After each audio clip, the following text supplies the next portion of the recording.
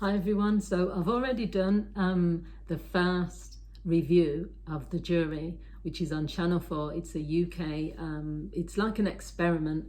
The first episode, the first series that they did, which was a few years ago, I think was a little bit better because they had two separate juries and then they had them hear the same evidence and then they checked what each other had, what verdict each other had come back with. And then it was completely different. With this one, they just had one set of jurors. It was still good. And if you watch my first review, then you'll see part one. Yes, today I'm just going to focus on the final episode, which was yesterday, which was really interesting. I've always said that I've never been asked to be on a jury, and I wouldn't want to. I shouldn't keep saying it. I would jinx myself. Anyone who has never had a criminal record is eligible, if you live in the UK, to be part of a jury service. I know friends and family who have, not family, friends who have.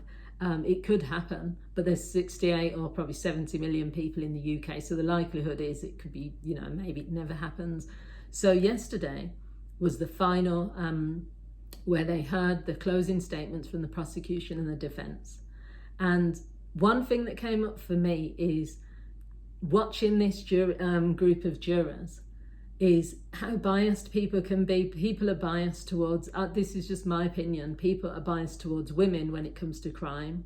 People are biased towards young people when it comes to crime, especially young women as well, and they're biased culturally, cultural bias. So when you have the same crime committed by different people, if it's a young white woman, then how people will view it is going to be completely different to if that crime was committed by, say, an older black male, for example. And the reason I say that is because I watch a lot of Deadly Women.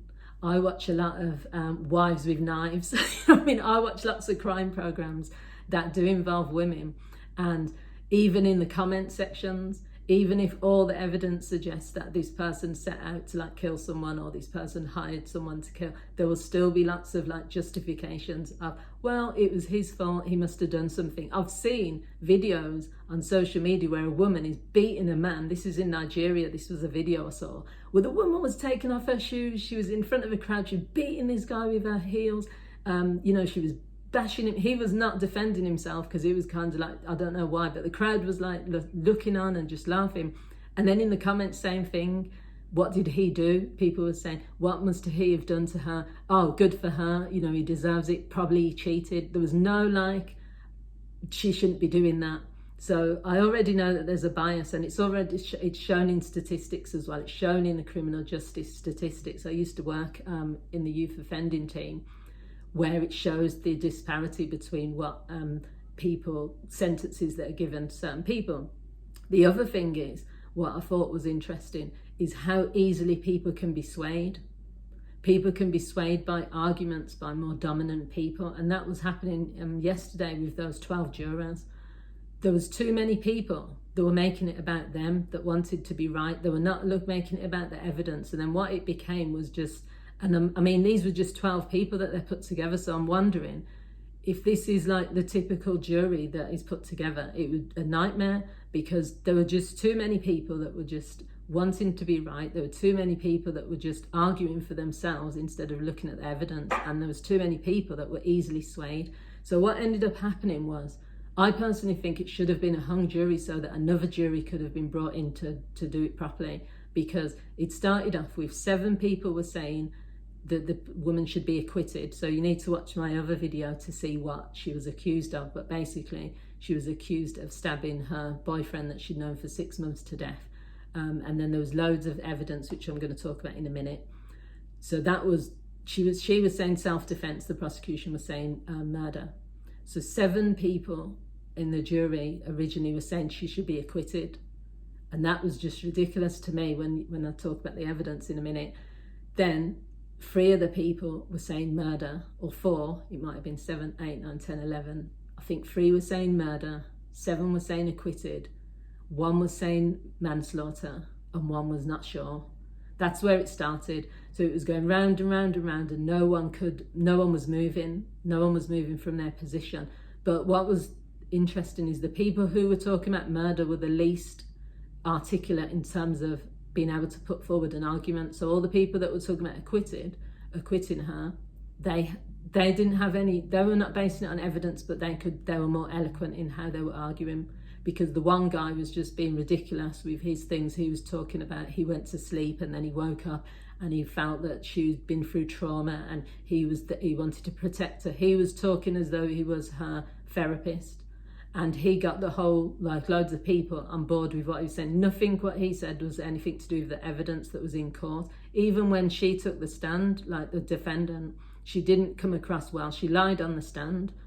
You know, there was things, so I'm going to go through the evidence in a minute that the prosecution put forward and the defense, but they were just not, they were the wrong jury because they were just easily swayed. They were wanting to be right. I don't know if they would have been like that if there was no cameras, or whether that is just who they are as people, but they were just a mess. And then the person who they asked to be the chairman, or I think it's called the, not the chairman, what's it called? I don't know what the word is called. The head of who, you know, moderates everything. He was useless. He was a 26-year-old teacher, and he was just talking about, I don't want a hung jury because I had that in my own thing. But he just was not controlling what was going on. They were arguing too much. So he wrote a letter to the judge to say, we're not going to come to an unanimous decision. Can we have majority? Which the judge said, yeah, 10-2. If you get 10, the majority will do the verdict. So anyway, this is the evidence for the defense. The defense was saying she had borderline personality disorder. They got 2 experts, but unfortunately one expert said that she could have that. Another expert said that it's not clear that she does. It's more to do with her drinking. Her offending behaviour is to do with getting drunk.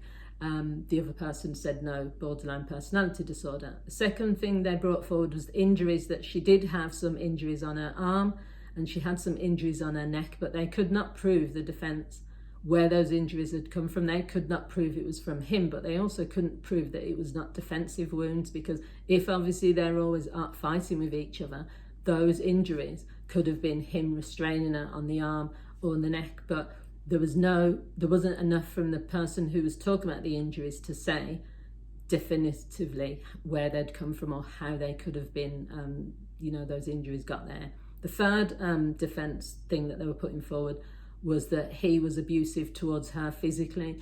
There was only one person who had witnessed that, and that was the mum. And obviously it's her mum, so you can count that slightly but not fully, because a family member is not going to say anything against that. But we still have to take it as evidence that possibly the family member, the mum, had seen him kick her once. So that was the only evidence to say that there's been abuse. The rest of it was what the defendant was saying. And the fourth thing was that she received verbal abuse from him, and there was text messages to say that he was verbally abusive in some of those texts, so you could use that as evidence. Unfortunately, those are the only 4 key evidence against to defend like what she did and to say it was self-defense.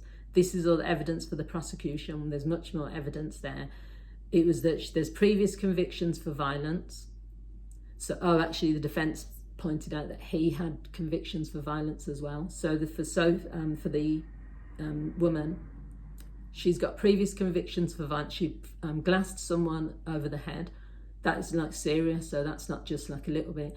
She's also had other violent incidents with people. So they pointed out that she does have the capacity to be violent towards another person. The second thing is she made threats to kill him. That's on evidence. So that's on a text message. You can't escape that. And she said that she didn't really mean it, but there's still evidence there that she threatened to kill him. Previous abuse towards him, that's also evidence. She's hit him over the head with a vacuum cleaner, and she also put a knife to him. So this is like, I think this is the reason why like the prosecution were really going hard, because they were saying not only has she hit him before, so there's actual violence, she's also got evidence for violence towards other people, and she also put a knife to him before. So if you're going to stab someone in your current case, you've got previous for actually picking up a knife and threatening to stab someone with it. The other thing is she hid the knife after she used it. So she threw it in the bin of his brother's bin, I think over the road. So why would you hide the evidence if, as someone was saying on one of the jurors, if you're going for self-defense, you want to put everything out there to try and prove that, you were defending yourself. I know if I was in that situation, I would want to prove that no doubt, it was me or the other person. So why would you hide the knife? And then the other things is all the lies as well. That's what really made it worse for her. She lied to the brother when the victim was lying in a pool of blood at the front of the house. She lied and said that he'd been attacked by someone else. She lied and said that, he's probably just drunk. She got his own brother to help him bring the victim into the house and put him on the floor. Now, the only thing that I was curious about is, why would a brother see your brother bleeding to death and unconscious, even if you didn't know that it was her that did it? Why didn't you phone the ambulance? They didn't question him on that, which I would have. If you could see he was injured and he was unconscious and he couldn't speak, why would you just go with what the partner had said? I personally wouldn't. If a member of my family was injured, I'm not just going to take what someone else is saying. I'm calling the ambulance and let them find out. He didn't do that. But she lied to the brother. She lied to the ambulance as well. She lied to them and said, I don't know what's wrong with him. And the ambulance was saying that it's a bank holiday, it's going to take longer. She said, it's fine, he's just drunk. Her biggest mistake, I'd say, in this whole thing was, if she would have called the ambulance and at least they would have attempted to resuscitate him, even if he died after, she would have had a better claim of saying self-defense, because it would have seemed like he was hurting me, I tried to kill him, but I still wanted to save his life. Because she did so many lies, she lied about it happening in the kitchen when there was nothing to show that there'd been a struggle in the kitchen. It was impossible for a struggle to take place with plates and cups still intact. So she lied about that. She lied about, to the ambulance people. She lied to the brother. If she didn't call for help for 25 minutes, and when she did call for help, and then there's evidence to say she's violent when she's drunk. There was too much evidence there. Now, what was interesting is, even with all of that evidence, they still only ended up in the end going for manslaughter, and that was the compromise, because all the 3 people that say murder, I think 3 or 4, they were not budging. The people who were saying acquittal, they weren't budging. So this jury of people who, to me, is mind-boggling when you were watching them, ended up saying, let's compromise, let's go for manslaughter. So the original trial, because this was based on a true story, 10-2 were murder. 10 people said, based on the evidence, that murder, and she was convicted of murder, and she got 17 years. And the judge said that she showed no remorse. The judge said that every evidence points to that she got drunk and she did this intentionally, that it was premeditated. So that's what was really interesting when they all heard the verdicts. The ones that were sticking with acquittal the whole time just walked out and they didn't have much to say. One of them said, I wouldn't want to be tried by a jury. The reason she said that is because she knew she was wrong with what she was saying. She wanted to get this person who was convicted of murder, she wanted them to walk free.